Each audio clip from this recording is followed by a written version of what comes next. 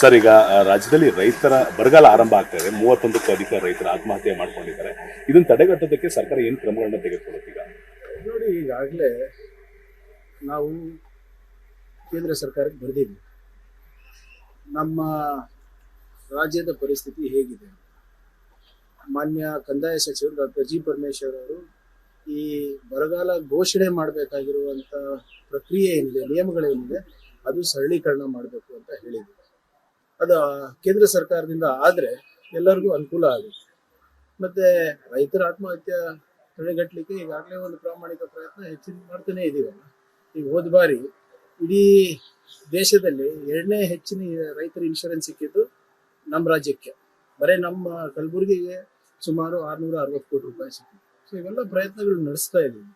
ಅದಕ್ಕೆ ನಾವು ಮುಂಜಾಗ್ರತವಾಗಿ ಈ ಮೀಟಿಂಗ್ಗಳೆಲ್ಲ ಮಾಡ್ಕೊಂಡು ನಿಮ್ಮ ಮೇವಿನ ಬಗ್ಗೆ ಇರ್ಬೋದು, ಕುಡಿಯೋ ನೀರಿನ ಬಗ್ಗೆ ಇರ್ಬೋದು, ಜಾನುವಾರು ಬಗ್ಗೆ ಇರ್ಬೋದು, ಮತ್ತೆ ನಿಮ್ಮ ಕೃಷಿ ಚಟುವಟಿಕೆಗಳಿರ್ಬೋದು, ಮಾನ್ಯ ಮುಖ್ಯಮಂತ್ರಿಗಳು ಬಹಳ ಸ್ಪಷ್ಟವಾದಂಥ ಸಂದೇಶ ಕಳಿಸ್ತಾ ಇದ್ದಾರೆ. ಈ ಸರಿ ನಮಗೆ ಸೂಪರ್ ಎಲ್ನಿನೋ ಎಫೆಕ್ಟ್ ಆಗ್ತದೆ. ಇದು ಬರೀ ನಮ್ಮ ರಾಜ್ಯಕ್ಕೆ ಸೀಮಿತ ಇಲ್ಲ, ರಾಷ್ಟ್ರಕ್ಕೆ ಸೀಮಿತ ಇಲ್ಲ, ಇಡೀ ವಿಶ್ವದಲ್ಲೇ ಇದೊಂದು ಪರಿಸ್ಥಿತಿ ಗಂಭೀರವಾಗ್ತದೆ. ಇದು ಪ್ರಕೃತಿಯ ನಿಯಮಗಳಿಂದ ಇರ್ಬೋದು, ವಿಕೋಪದಿಂದ ಇರ್ಬೋದು ಆಗ್ತಾ ಇರುವಂಥದ್ದು. ಅದಕ್ಕೆ ನಾವು ರಾಜ್ಯ ಸರ್ಕಾರದಿಂದ ಏನ್ ಮಾಡಬೇಕು ಅದು ಮಾಡ್ತಾ ಇದ್ದೀವಿ. ಆದ್ರೆ ಕೇಂದ್ರ ಸರ್ಕಾರ ಕೂಡ ಇದಕ್ಕೆ ಸಹಕಾರ ಮಾಡಲೇಬೇಕಾಗ್ತದೆ. ಆಮೇಲೆ it is not limited to only Karnataka, it's across the country. And state government ಅವರು ಇಲ್ಲಿ ತನಕ ಒಂದು ಮೀಟಿಂಗ್ ಆಗಲಿ, ಒಂದು ಸಲಹೆ ಆಗಲಿ ಯಾವ ರಾಜ್ಯಕ್ಕೂ ನೀಡಿಲ್ಲ. ನಾನು ತಮ್ಮ ಮುಖಾಂತರ ಆಗ್ರಹಿಸ್ತಾ ಇದ್ದೀನಿ, ಡಿಸಾಸ್ಟರ್ ಮ್ಯಾನೇಜ್ಮೆಂಟ್ ಇರ್ಬೋದು, ಅಗ್ರಿಕಲ್ಚರ್ ಮಿನಿಸ್ಟರ್ ಇರ್ಬೋದು, ಇವರೆಲ್ಲ ಕರೆದಿ ಎಲ್ಲ ರಾಜ್ಯದ ಸಚಿವರ ಜೊತೆ ಸಮಾಲೋಚನೆ ಮಾಡಬೇಕು. ಹೀಗೆ ಮುಂಬರುವ ದಿನಗಳಲ್ಲಿ ನಾವು ಹೇಗೆ ಇದನ್ನ ಎದುರಿಸಬೇಕು. ಈಗ ಕೇಂದ್ರಕ್ಕೆ ಪತ್ರ ಬರೆದಿರ, ಅವ್ರ ಕಡೆಯಿಂದ ಸ್ಪಂದನೆ ಬಂದಿದೆ ಇದುವರೆಗೂ? ನೋಡಿದ್ರೆ ನಾವು ಮುಂಜಾಗ್ರತವಾಗಿ ಹೋದ ಬಾರಿನೂ ಬಂದಿದ್ವಿ. ಕೇಂದ್ರ ಸರ್ಕಾರಕ್ಕೆ ನಮ್ಮ ಪಾಲ್ ಕೇಳಿದಾಗ ಏನ್ ಮಾಡಿದ್ರು ಏನೂ ಕೊಟ್ಟಿಲ್ಲ. ಸುಪ್ರೀಂ ಕೋರ್ಟ್ ಮೊರೆ ಹೋಗ್ಬೇಕಾಗಿತ್ತು. ಸುಪ್ರೀಂ ಕೋರ್ಟ್ ಚೀಮಾರಿ ಹಾಕಿ ಕಪಾಳ ಮೋಕ್ಷ ಕೊಟ್ಟಾಗ ಮಾತ್ರ ನಮಗೆ ಪರಿಹಾರ ಸಿಕ್ಕಿದ್ದು ರೈತರ ಪರವಾಗಿ ಡೆಲ್ಲಿಗೆ ಹೋಗಿ ಹೋರಾಟ ಮಾಡಿದ್ದು ಇತಿಹಾಸ ಇದೆ. ಏನ್ ಅವರು ನಾನು ಹೇಳ್ದಂಗೆ ಇದು ನಮ್ಮ ಸಮಸ್ಯೆ ಅಷ್ಟೇ ಅಲ್ಲ, ಅವ್ರ ಜವಾಬ್ದಾರಿ ಏನಿದೆ. ಎಲ್ಲ ರಾಜ್ಯದ ಕೃಷಿ ಸಚಿವರು ಇರ್ಬೋದು, ಕಂದಾಯ ಸಚಿವರು ಇರ್ಬೋದು, ಕರೆಸ್ಬಿಟ್ಟು ಹಿಂಗೆ ಪರಿಸ್ಥಿತಿ ಗಂಭೀರವಾಗಿದೆ, ದಯವಿಟ್ಟು ಇದ್ರ ಬಗ್ಗೆ ತಾವು ಕೂಡ ಏನಾದ್ರು ಸಲಹೆ ನೀಡ್ತೀರಾ ಅಂದ್ಬಿಟ್ಟು ಕೇಳಬೇಕಲ್ಲ.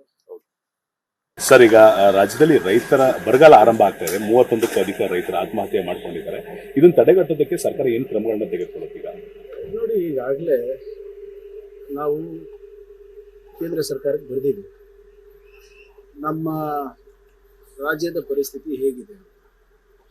ಮಾನ್ಯ ಕಂದಾಯ ಸಚಿವರು ಡಾಕ್ಟರ್ ಜಿ ಪರಮೇಶ್ವರ್ ಅವರು ಈ ಬರಗಾಲ ಘೋಷಣೆ ಮಾಡಬೇಕಾಗಿರುವಂತ ಪ್ರಕ್ರಿಯೆ ಏನಿದೆ, ನಿಯಮಗಳೇನಿದೆ, ಅದು ಸರಳೀಕರಣ ಮಾಡಬೇಕು ಅಂತ ಹೇಳಿದ್ರು.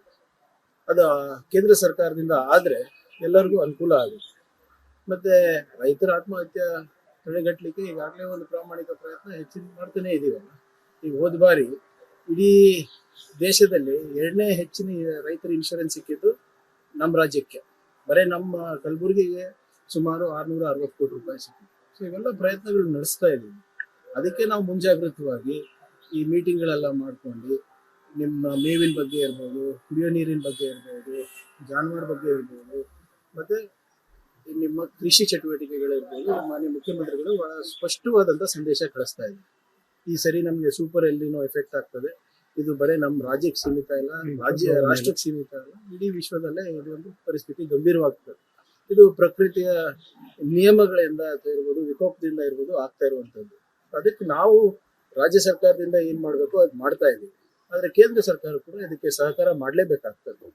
ಆಮೇಲೆ it is not limited to only Karnataka, it's across the country. And state government ಅವರು ಇಲ್ಲಿ ತನಕ ಒಂದು ಮೀಟಿಂಗ್ ಆಗಲಿ, ಒಂದು ಸಲಹೆ ಆಗಲಿ ಯಾವ ರಾಜ್ಯಕ್ಕೂ ನೀಡಿಲ್ಲ. ನಾನು ತಮ್ಮ ಮುಖಾಂತರ ಆಗ್ರಹಿಸ್ತಾ ಇದ್ದೀನಿ, ಡಿಸಾಸ್ಟರ್ ಮ್ಯಾನೇಜ್ಮೆಂಟ್ ಇರ್ಬೋದು, ಅಗ್ರಿಕಲ್ಚರ್ ಮಿನಿಸ್ಟರ್ ಇರ್ಬೋದು, ಇವರೆಲ್ಲ ಕರೆದಿ ಎಲ್ಲ ರಾಜ್ಯದ ಸಚಿವರ ಜೊತೆ ಸಮಾಲೋಚನೆ ಮಾಡಬೇಕು. ಹೀಗೆ ಮುಂಬರುವ ದಿನಗಳಲ್ಲಿ ನಾವು ಹೇಗೆ ಇದನ್ನ ಎದುರಿಸಬೇಕು. ಈಗ ಕೇಂದ್ರಕ್ಕೆ ಪತ್ರ ಬರೆದಿರ, ಅವ್ರ ಕಡೆಯಿಂದ ಸ್ಪಂದನೆ ಬಂದಿದೆ ಇದುವರೆಗೂ? ನೋಡಿದ್ರೆ ನಾವು ಮುಂಜಾಗ್ರತವಾಗಿ ಹೋದ ಬಾರಿನೂ ಬಂದಿದ್ವಿ. ಕೇಂದ್ರ ಸರ್ಕಾರಕ್ಕೆ ನಮ್ಮ ಪಾಲ್ ಕೇಳಿದಾಗ ಏನ್ ಮಾಡಿದ್ರು ಏನೂ ಕೊಟ್ಟಿಲ್ಲ. ಸುಪ್ರೀಂ ಕೋರ್ಟ್ ಮೊರೆ ಹೋಗ್ಬೇಕಾಗಿತ್ತು. ಸುಪ್ರೀಂ ಕೋರ್ಟ್ ಚೀಮಾರಿ ಹಾಕಿ ಕಪಾಳ ಮೋಕ್ಷ ಕೊಟ್ಟಾಗ ಮಾತ್ರ ನಮಗೆ ಪರಿಹಾರ ಸಿಕ್ಕಿದ್ದು ರೈತರ ಪರವಾಗಿ ಡೆಲ್ಲಿಗೆ ಹೋಗಿ ಹೋರಾಟ ಮಾಡಿದ್ದು ಇತಿಹಾಸ ಇದೆ. ಏನ್ ಅವರು ನಾನು ಹೇಳ್ದಂಗೆ ಇದು ನಮ್ಮ ಸಮಸ್ಯೆ ಅಷ್ಟೇ ಅಲ್ಲ, ಅವ್ರ ಜವಾಬ್ದಾರಿ ಏನಿದೆ. ಎಲ್ಲ ರಾಜ್ಯದ ಕೃಷಿ ಸಚಿವರು ಇರ್ಬೋದು, ಕಂದಾಯ ಸಚಿವರು ಇರ್ಬೋದು, ಕರೆಸ್ಬಿಟ್ಟು ಹಿಂಗೆ ಪರಿಸ್ಥಿತಿ ಗಂಭೀರವಾಗಿದೆ, ದಯವಿಟ್ಟು ಇದ್ರ ಬಗ್ಗೆ ತಾವು ಕೂಡ ಏನಾದರೂ ಸಲಹೆ ನೀಡ್ತೀರಾ ಅಂದ್ಬಿಟ್ಟು ಕೇಳಬೇಕಲ್ವ.